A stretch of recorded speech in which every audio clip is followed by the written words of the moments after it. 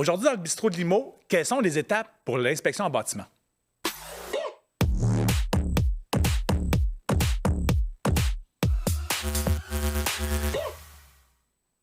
Bonjour, bienvenue dans une nouvelle capsule Bistrot de Limo. Là, on répond à vos questions en immobilier. Et qui dit immobilier dit transaction et bien entendu inspection en bâtiment. Mais il y a une certaine étape, il y a certains décorums à suivre dans le fond pour vraiment être efficace. Et j'ai invité un professionnel de la question, Stéphane Brabant, courtier immobilier chez Remax dans le secteur de Vaudreuil-Soulanges. Salut Stéphane. Salut Philippe. Ça va bien?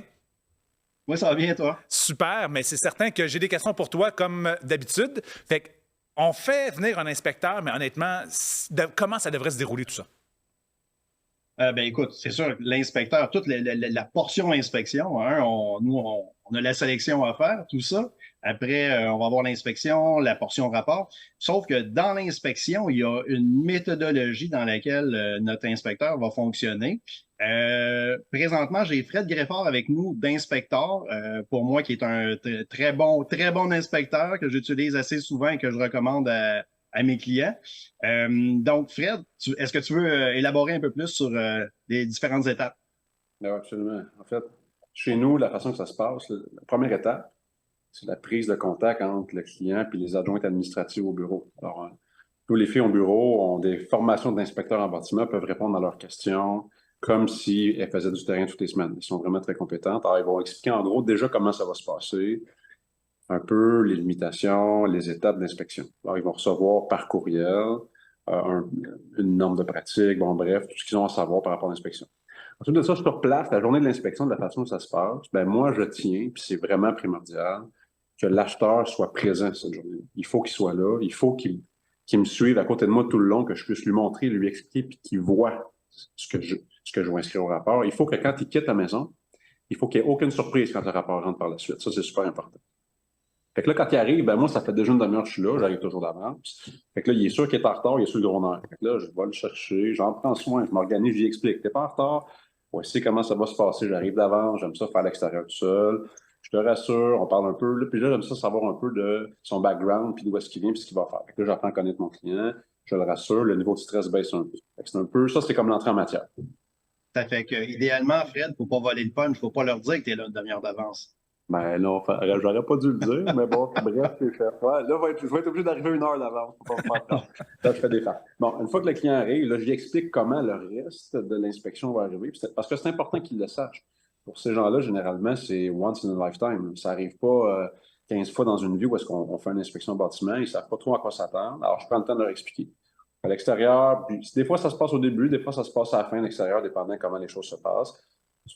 Dans la maison, sous-sol, rez-de-chaussée, l'étage, on finit par l'entretoit.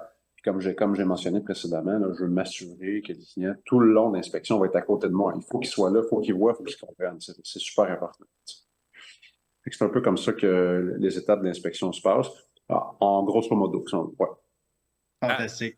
Après ça, je pense qu'on s'attend à tout ce qui va avoir été dit va se ramasser dans le rapport et va être... donc, par la suite, tu vas procéder à ta rédaction et... Exactement. Puis le rapport d'inspection est généralement produit chez inspecteur, généralement, c'est maximum 72 heures. Je sais que souvent, Steph, puis tu pourras le confirmer avec moi, je pense que dans les clauses d'inspection, les promesses d'achat, ils donnent 4 jours de rédaction. Donc, on a comme un 96 heures d'alloué pour la production du rapport. Fait que ça dépasse jamais 4 jours. Le rapport d'inspection est envoyé par courriel au client. Là. Dans notre cas, c'est 72 heures maximum. Toujours comme ça que ça se passe. Fantastique. Ouais. C'est sûr qu'on aime toujours l'avoir un peu plus d'avance parce que c'est ce qui va nous permettre de pouvoir consulter nos acheteurs, qu'il y ait une réflexion, puis qu'on puisse peut-être commencer déjà à avoir une discussion avec l'autre partie. Ça fait que c'est sûr qu'on apprécie les délais, les courts délais, mais 72 heures, fantastique. Moi, je pose toujours la question aussi, êtes-vous pressé dans le délai? Parce que s'il y a un rush quelconque, on le monte par-dessus la pile, puis on sort plus rapidement. T'sais, moi, j'aime ça accommoder les clients, les vendeurs, puis les acheteurs, puis les courtiers aussi, pour être sûr que je veux pas être celui qui retarde les transactions. Jamais. Fait que 96, c'est le max, puis écoute, dans certains cas, si tu me dis que tu es bien pressé la journée même, je peux te l'envoyer. Excellent. Vraiment intéressant. Donc, en effet, c'est pas parce qu'on a un inspecteur dans le décor qu'en effet, ça va être plus long pour la transaction. Les délais sont déjà prévus à à l'offre d'achat. Donc, c'est vraiment important d'avoir un courtier qui s'y connaît et qui est capable justement de vous suivre dans les étapes parce que oui, il y a un inspecteur, mais il y a d'autres étapes et avant et après, dans le fond, cette étape-là.